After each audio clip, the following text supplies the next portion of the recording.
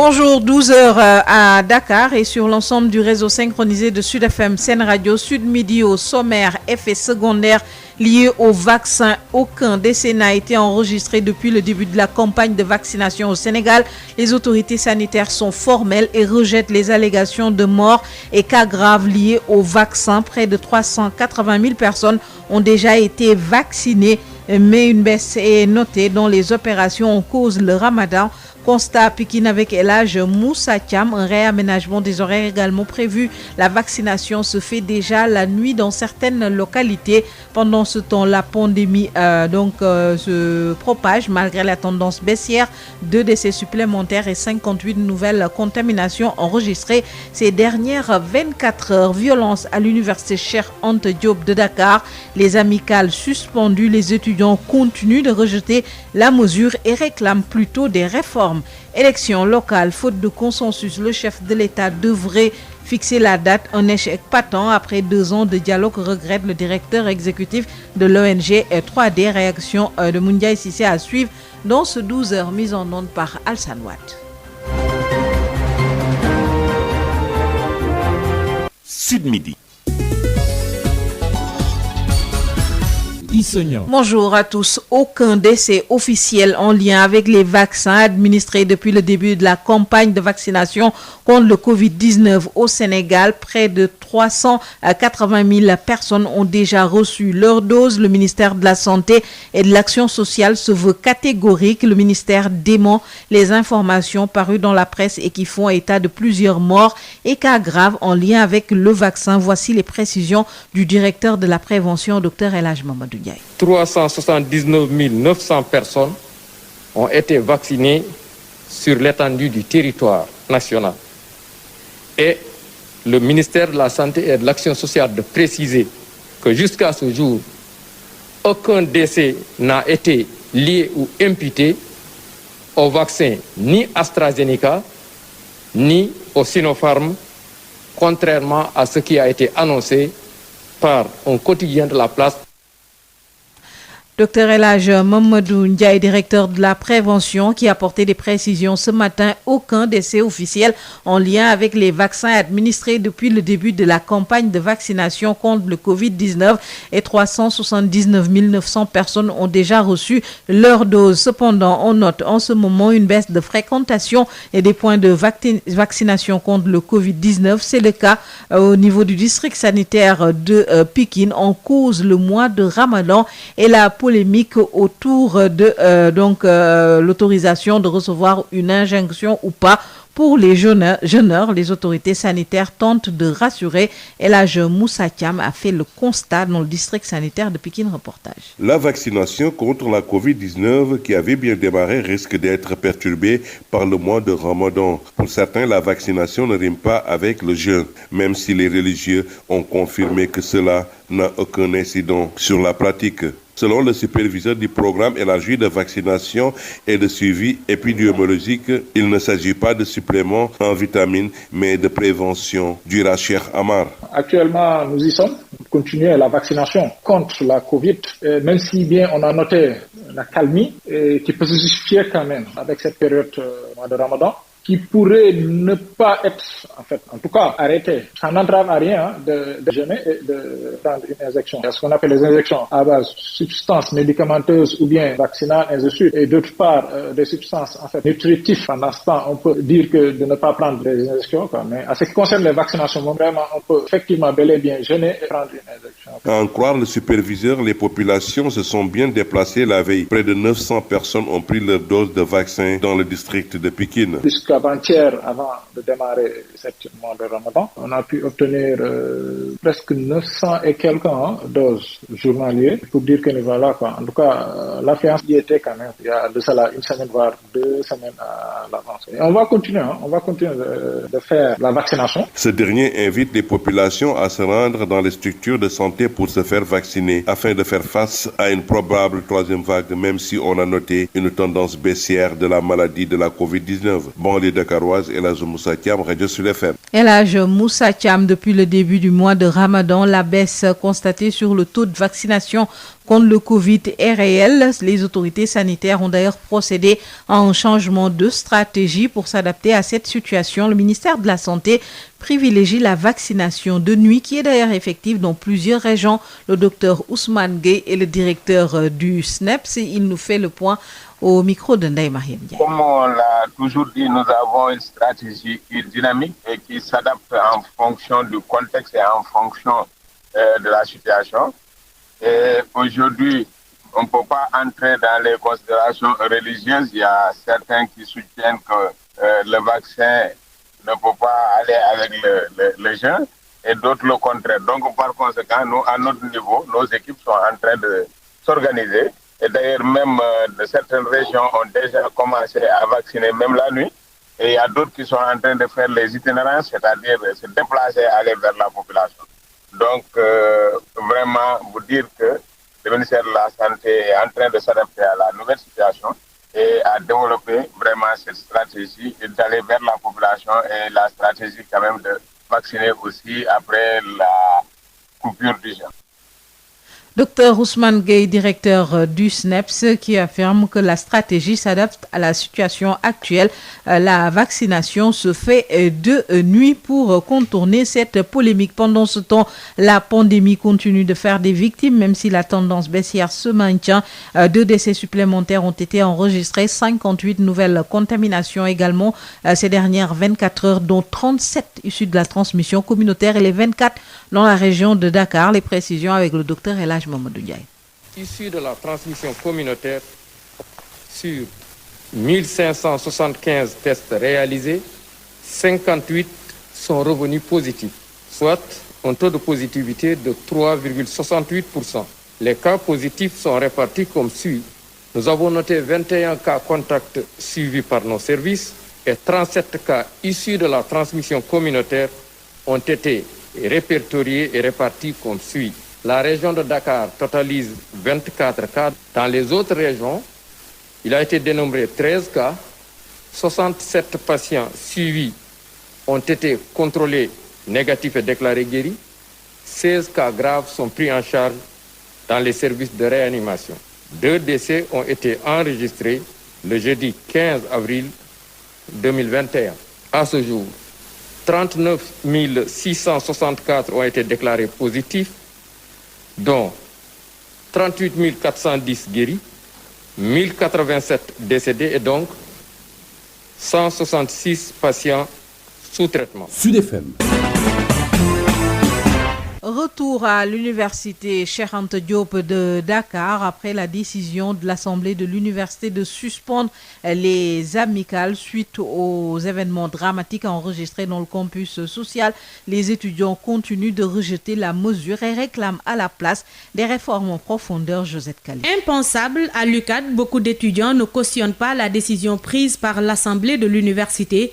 24 heures après, ils expriment leur désaccord. Cette nouvelle nous a surpris. La situation est déplorable parce qu'actuellement, avant de prendre une décision, il faut consulter le collectif des étudiants parce qu'on ne peut pas prendre une décision sans consulter tout le monde. C'est ça ce qui pose problème. Ça ne nous arrange pas de fermer le campus social. Si on a fermé le campus social, on est obligé aussi de fermer le campus pédagogique. Cette décision qui découle des affrontements entre étudiants de Kekendo et Ndefleng avec la mort d'un ancien étudiant les pousse à demander la réglementation de la mise sur pied des amicales et autres collectifs qui fleurissent chaque année. C'est important de le faire. N'est pas l'idée d'étudiant qui veut. On doit fonder les choses sur des critères pédagogiques, sur des résultats. Quelqu'un qui n'a pas cette légitimité même d'être étudiant ou bien qui n'a plus rien à voir avec le volet pédagogique de l'université ne peut pas diriger les étudiants, ne peut pas être représentant des étudiants. Actuellement, il y a beaucoup de désordre, il y a beaucoup de choses qu'on doit régler. Donc ça, c'est un problème pour moi. Il faut que les autorités prennent leurs responsabilités. C'est-à-dire que ces autorités-là aient le courage simplement de réglementer tout ça. Parce que tout le monde crée des listes, à des collectifs un peu partout. Il suffit d'avoir cette fougue-là, d'aller en guerre, combat, etc. Pour moi, là, il y a un problème. Toutefois, ces étudiants interpellent les autorités éducatives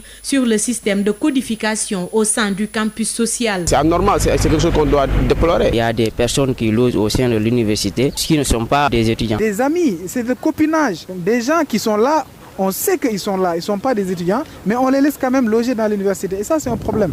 Donc il faut une réforme structurelle, une réforme totale sur la question de ces codifications-là et qu'on fonde ça sur le mérite. Il faut qu'on revienne au mérite. Si on veut que l'université, ce temple du savoir, soit respecté, il faut qu'on retourne à la question du mérite. Mais il y a tellement de lits, mais on donne simplement à quelques étudiants le privilège de loger, alors que l'écrasante majorité des autres ne peut pas en bénéficier. Après les tensions notées hier dans l'après-midi, suite aux décisions prises par l'Assemblée de l'université, les étudiants vaquent librement à leurs occupations. Josette Kali, restons dans l'enseignement supérieur avec cette grève en cours décrétée depuis mercredi par le syndicat autonome de l'enseignement supérieur. La section de l'université Amadou Mahtar Mbow saisit la balle au rebond pour alerter sur la situation qui prévaut au sein de l'université Amadou Mahtar Mbow. La coordination a fait face à la presse ce matin pour exiger la reprise immédiate des chantiers et leur livraison avant la rentrée 2021-2022 des enseignants qui dénoncent par la même occasion l'absence de texte portant organisation et fonctionnement de l'université. Richard Dembo Diop, coordonnateur de la section SAES de l'université Amadou Mahtar Mbow, s'explique au micro de Babacar Samb.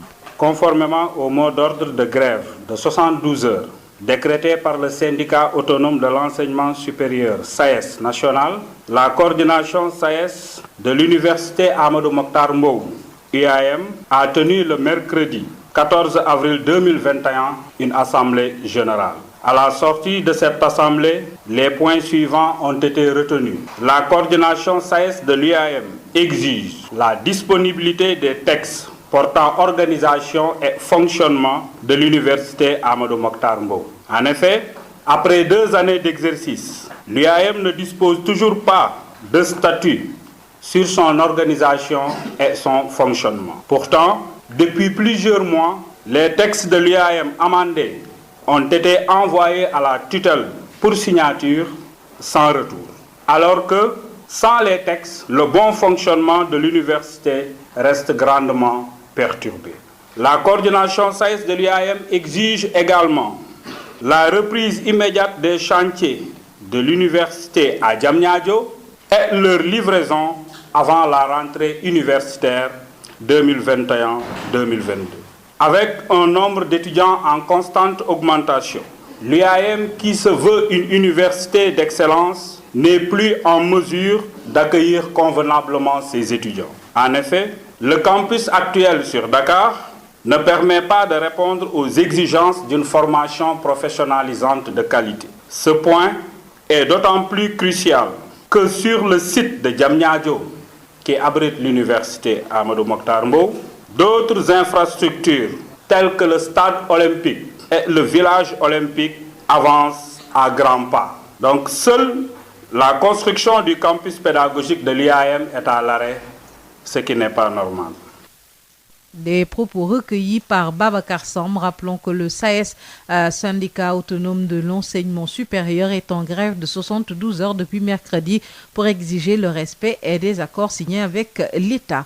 Élection locale, la balle désormais dans le camp du chef de l'État. L'opposition et le pouvoir n'ont pas trouvé de consensus. Aujourd'hui, on est encore dans les délais car les audits du fichier et du processus électoral ne sont pas des dispositions légales. Les parties prenantes doivent trouver une date consensuelle pour les élections locales selon le directeur exécutif de l'ONG 3D.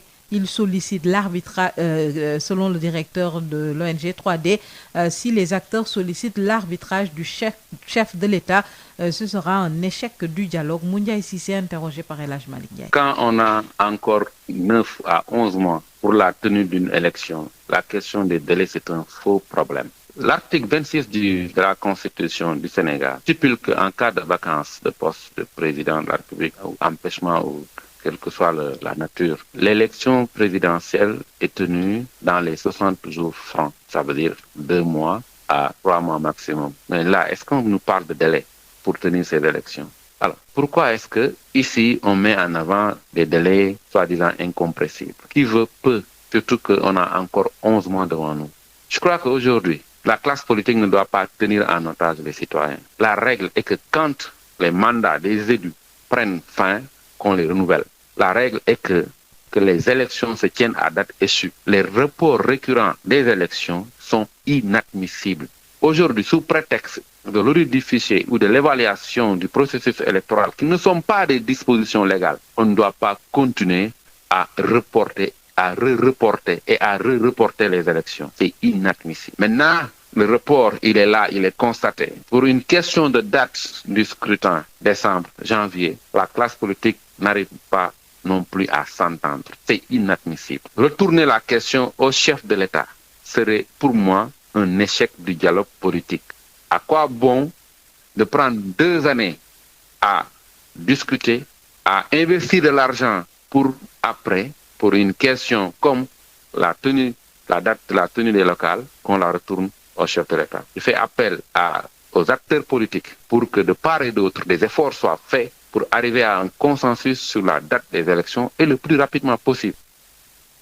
Moundiaye Cissé, directeur exécutif de l'ONG 3D, lutte contre les violences basées sur le genre au Sénégal. Les acteurs préconisent une meilleure implication de la communauté en plus de l'adaptation des instruments juridiques en vigueur. Thiès a abrité le lancement de la phase 2 du projet d'appui à la stratégie nationale pour l'équité et l'égalité du genre. Babacar Ndao. La région de Thiès s'est tristement distinguée ces dernières années dans la recrudescence des violences basées sur le genre. Choix pas fortuit pour abriter le lancement de la phase 2 du PASNEC. De renforcer toutes les initiatives de la première, à savoir les réformes juridiques, l'harmonisation de notre législation nationale avec les conventions internationales, les réformes budgétaires sensibles au genre, mais aussi l'amélioration des dispositifs de prévention et de lutte contre les violences basées sur le genre.